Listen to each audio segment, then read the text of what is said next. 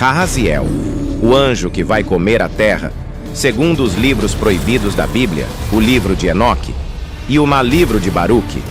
Deus criou Rahaziel, um anjo colossal, cuja boca é o próprio abismo, mencionado em Apocalipse 9, 1-2.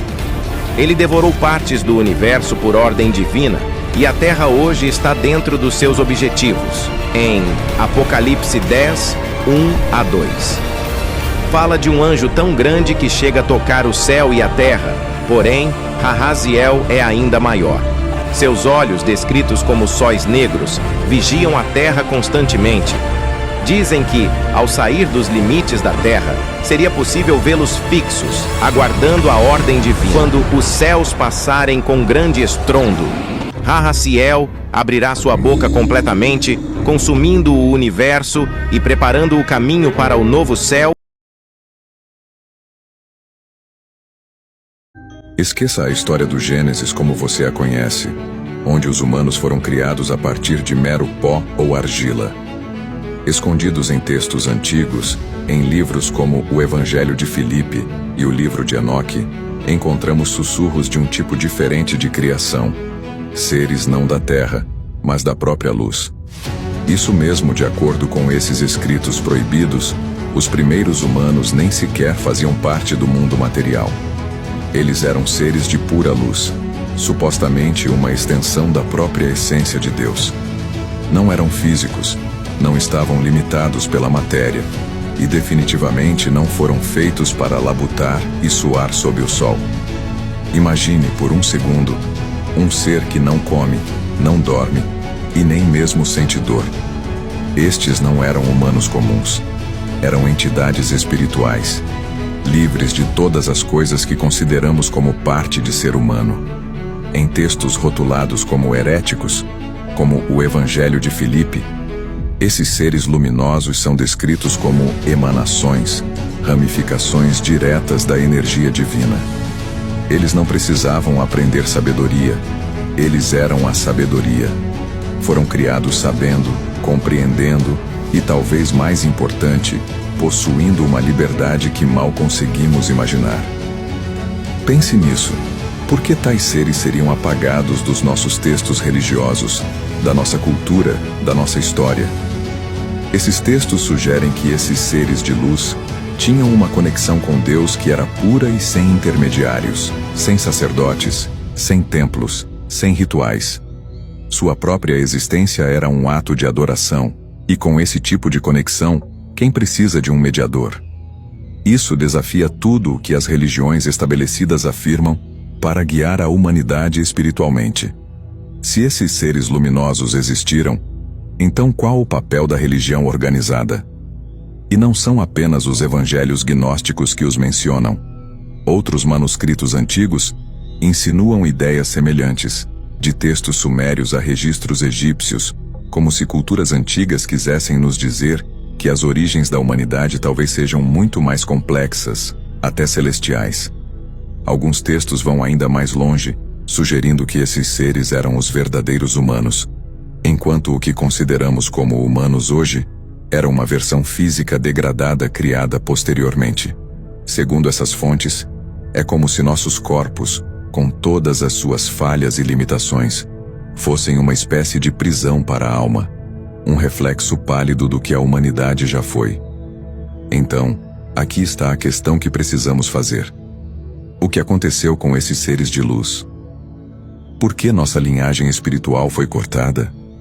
Esses seres foram erradicados ou estão de alguma forma ainda entre nós, apenas escondidos? E se for assim, é possível que alguns de nós carreguem resquícios dessa essência luminosa original?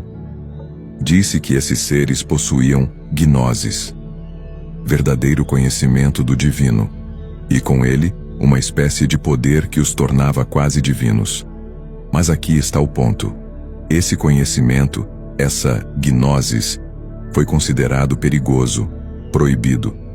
Porque saber a verdade sobre sua própria origem seria considerado uma ameaça. É aí que a conspiração toma forma. As autoridades, chame-as como quiser, igreja, sociedade, autoridade, não estão interessadas em indivíduos com conhecimento verdadeiramente independente. Estão interessadas em seguidores, não em seres que acreditam ser feitos da mesma essência do Criador. Pense nas implicações. Se você é um ser de luz, não é apenas poeira, não é apenas uma criação para ser moldada e controlada. Você é algo além, algo divino. E a ideia de precisar de permissão, validação ou redenção seria completamente fora de questão. É isso que esses textos parecem dizer, que o humano original era ilimitado, livre e em comunhão direta com o divino, uma entidade autossuficiente. Isso muda tudo. Talvez a razão pela qual nunca ouvimos falar desses seres de luz seja porque é um conceito poderoso demais. Se você soubesse, se todos soubessem, isso mudaria completamente a estrutura de poder, o sistema de controle que está em vigor há milhares de anos. Esses seres terrenos, vamos chamá-los de o segundo tipo, não foram tanto criados como foram construídos, e por um ser que está longe de ser o Criador benevolente que fomos ensinados a acreditar. Aqui entra o conceito do demiurgo, um termo que você não vai encontrar nas escolas dominicais típicas. De acordo com os escritos gnósticos, o demiurgo é o arquiteto do mundo material. Ele é retratado como um tipo de Deus menor, invejoso, que prendeu a centelha divina em camadas de terra, carne e osso. E por quê? Para garantir um nível de controle. Esses humanos terrenos são fundamentalmente diferentes dos seres de luz. Eles são limitados pela forma física, pelas limitações e pelo tic-tac da mortalidade. Todas as construções feitas para mantê-los presos, confinados e, de várias formas, obedientes. A parte desconfortável desses textos sugere que essa criação foi menos sobre dar vida e mais sobre fabricar algo funcional, um trabalhador, uma entidade que poderia ser controlada, manipulada e explorada. Esse tipo de humano é retratado quase como um protótipo, como se estivéssemos lidando com um projeto de uma máquina biológica, algo que poderia ser facilmente direcionado, distraído e contido. Observe as características desse tipo terreno. Eles experimentam medo, fome e desejo. Essas características, vistas como parte da condição humana, não são acidentais. Foram características projetadas, ferramentas destinadas a manter esse tipo humano constantemente buscando, constantemente precisando, e para sempre ligados a um mundo governado. Segundo o livro de Enoque, os Nefilins, gigantes da era pré-diluviana, imploraram a Enoque para que intercedesse por eles, pois sabiam que o dilúvio e o julgamento de Deus estavam próximos. Esses gigantes eram filhos dos vigilantes, anjos caídos que haviam tomado esposas humanas e transmitido segredos proibidos de magia, astrologia e guerra, corrompendo a terra com caos e destruição. Entre os líderes desses gigantes estavam Ogias e Gilgamesh, mas até eles, com todo o seu poder, começaram a temer ao terem sonhos que pressagiavam sua queda. Desesperados, enviaram Mahuei aos céus para buscar respostas com o ancião, aquele que conhecia os mistérios divinos. O que ele trouxe de volta era terrível. O dilúvio viria, e ninguém poderia escapar. Na tentativa de evitar o castigo, os gigantes imploraram a Enoque que intercedesse junto aos céus. Comovido pelos lamentos e pela angústia dos gigantes, Enoque atendeu ao pedido e intercedeu por eles. Mas a sentença divina era inevitável. O dilúvio viria para purificar a terra. Em um último ato de desespero, os próprios vigilantes, pais dos Nefilins, tentaram salvar seus filhos, mas os gigantes começaram a questionar a força de seus pais, percebendo que nem eles poderiam protegê-los. Então, um temor ainda maior tomou conta deles, pois souberam que o próprio arcanjo Miguel, o supremo comandante, desceria com a ordem de Deus para executar o julgamento. Quando o dilúvio finalmente chegou, os Nefilins foram tragados pelas águas, e os vigilantes, lançados ao abismo eterno. Assim, a terra foi purificada.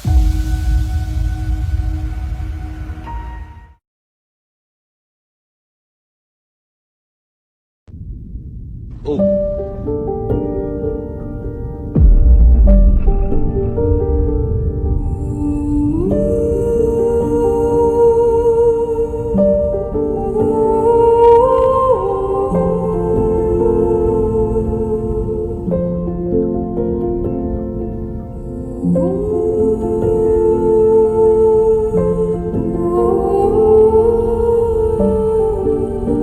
that? You seen that come out of the clouds? Man, what was that? Going on, Jack?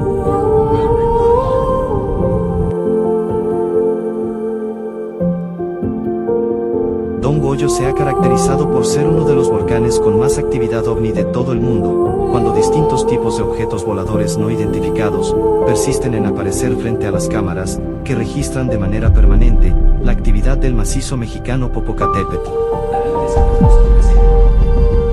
Fue un caso reciente en las imágenes, cuando un objeto aparentemente en forma cilíndrica surcó los cielos nocturnos cerca del volcán Popocatépetl el pasado 5 de noviembre del año 2024, siendo captado por las cámaras de la webcams de México. El objeto altamente energizado tiene una similitud con el tic-tac visto por una familia en los cielos nocturnos del sur de Francia el mes pasado. Somos UFO 5537. El mismo objeto fue visto minutos más tarde, saliendo aparentemente desde el cráter del volcán Popocatépetl, con dirección al firmamento. Cuando mencionamos de distintos tipos de objetos voladores no identificados, hacemos referencia a un segundo y supuesto objetivo en forma cónica, que se desplazaba lentamente sobre la ciudad de Puebla, en los alrededores del volcán Popocatépetl. Se trata de un extraño objeto en forma de cono invertido, que se desplaza por los cielos cerca del atardecer, muy cerca del volcán Popocatépetl, que no pasó desapercibido por el usuario Oliver Tavera, donde a través de un acercamiento, logró capturar del acontecimiento, el pasado 9 de noviembre del año 2024. Objetos voladores no identificados de diferentes formaciones, comúnmente cilíndricos, que persisten en su presencia cerca del volcán Popocatépetl, cuando el fenómeno ovni se intensifica, dando origen a diferentes teorías sobre su comparecencia, en un macizo mexicano que se mantiene altamente activo. Somos UFO 5537.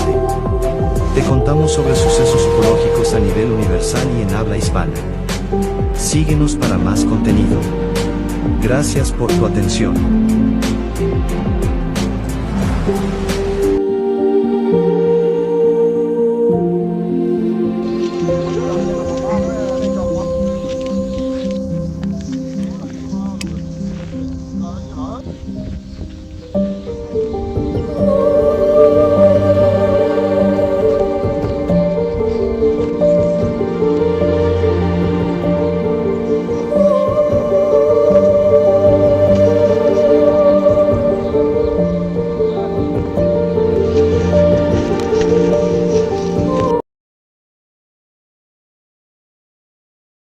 Durante a visão de Ezequias, ele viu Deus em seu trono e anjos ao seu redor, louvando-o e deixando claro seu poder. No entanto, nessa passagem é mencionado um ser totalmente diferente, que foi classificado como um anjo ou anjos nos evangelhos apócrifos. O Ofanim. Esse ser em particular deslumbrou a intriga de Ezequiel, pois desafiava as leis da própria física, parecendo uma roda ou muitas rodas, pois havia 4 delas, cuja forma e movimento desafiavam qualquer lógica humana. Esses seres se alinhavam em um intrincado balé de movimento, cintilando como topázio brilhante de 4 rodas, entrelaçando-se em um padrão desconcertante, como se uma roda estivesse dentro da outra. Esses seres podiam se mover em qualquer direção sem girar, como se tivessem vontade própria. O mais perturbador de tudo eram seus aros altos e impressionantes, cobertos por inúmeros olhos que olhavam em todas as direções. Comente sua opinião sobre esses seres estranhos e siga-me para saber mais.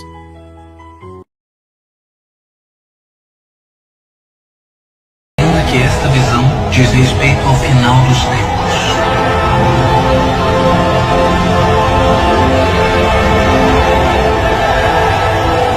Final dos tempos.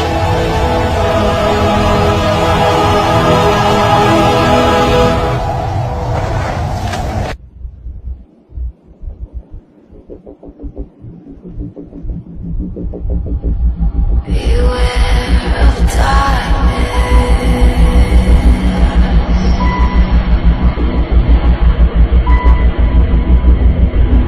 Beware of darkness.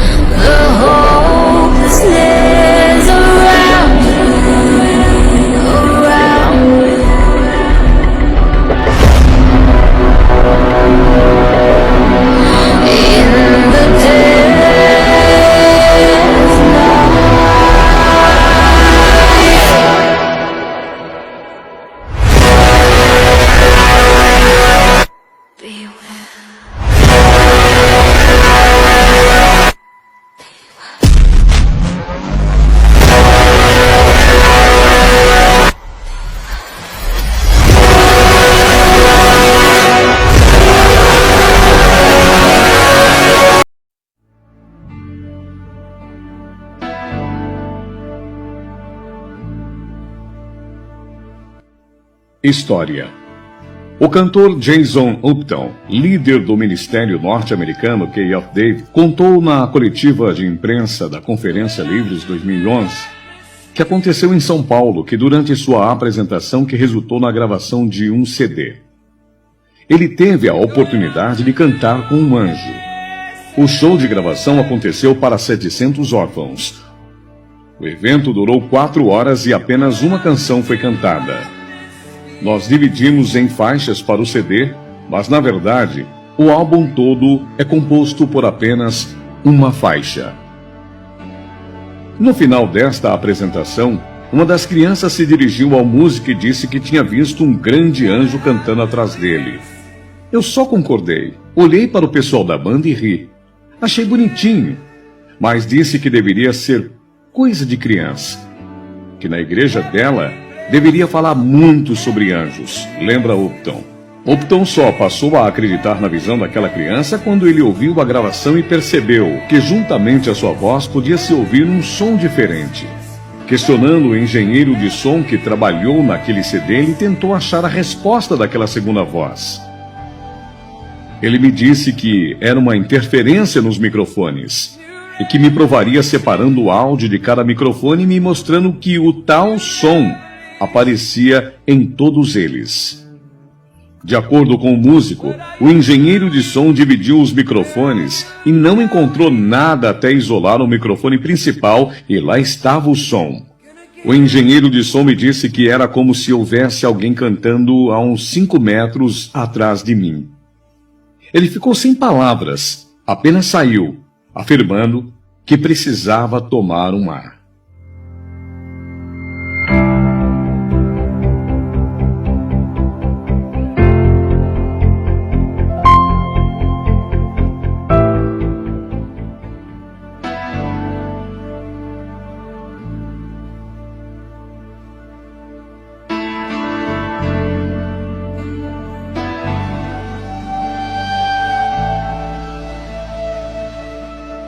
Going up to new atmospheres,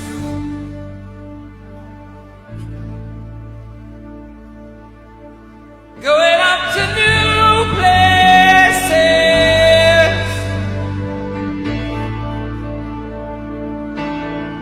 going up to new atmospheres.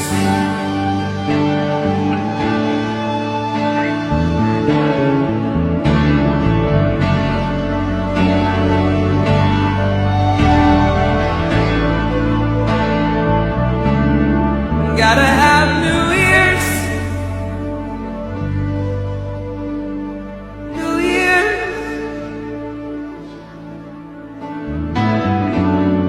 Heavenly places, heavenly places, heavenly, heavenly places, heavenly places, heavenly places, heavenly, heavenly places.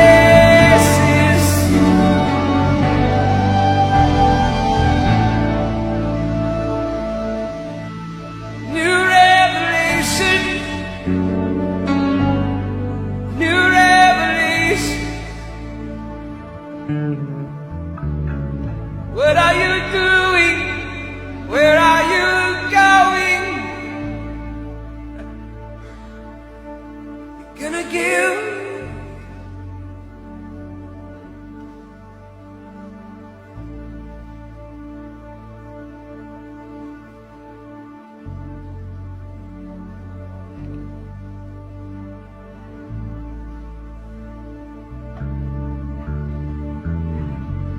Some of you have been fighting for a very long time.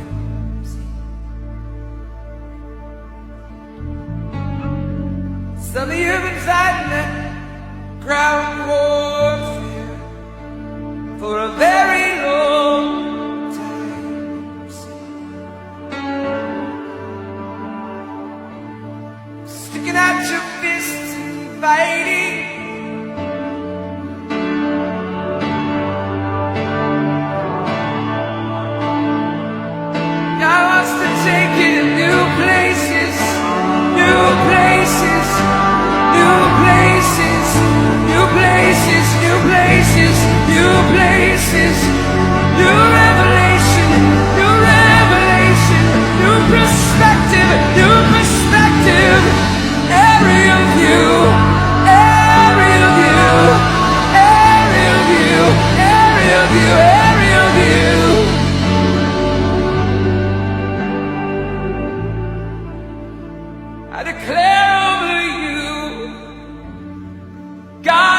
has given you the air.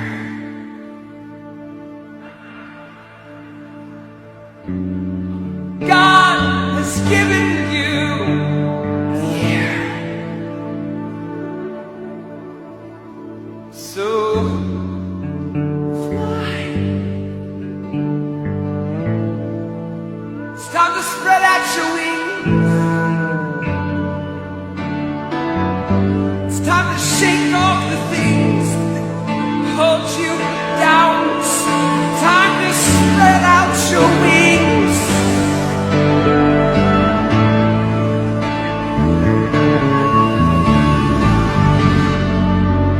And fly.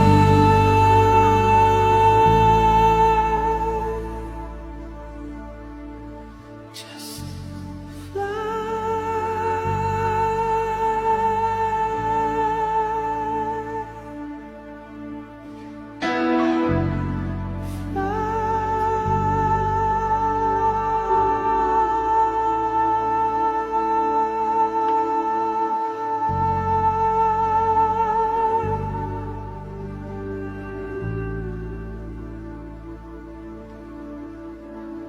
do you see what I see? Do you hear what I hear? Do you know what I know? Do you want what I want?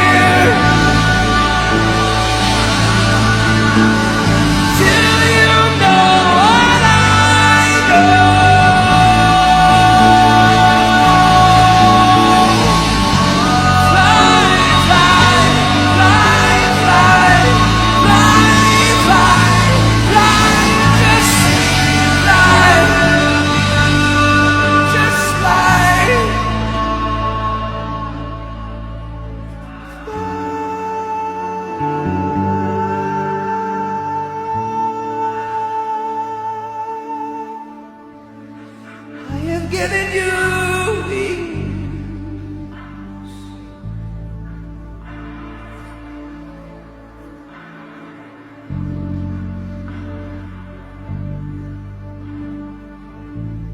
I have set you free from the things that held you.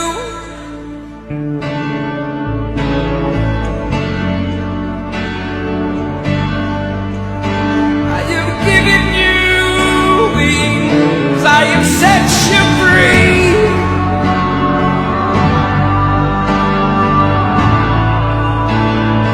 So come to me.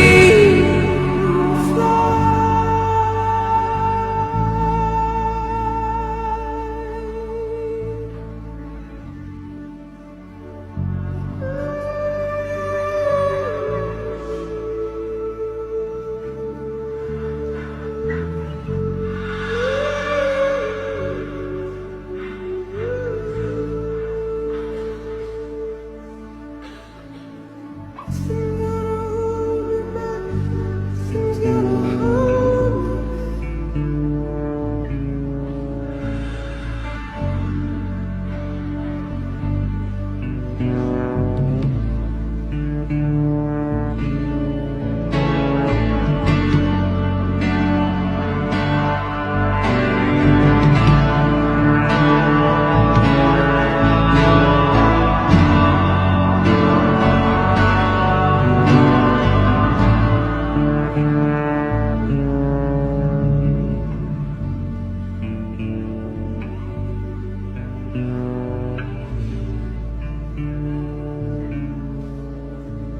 a bird in the air,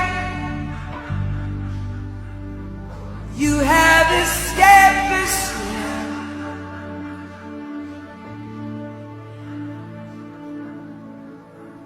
Like a bird in the air,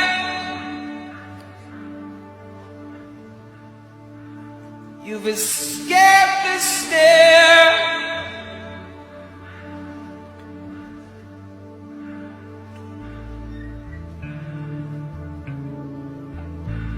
Like a bird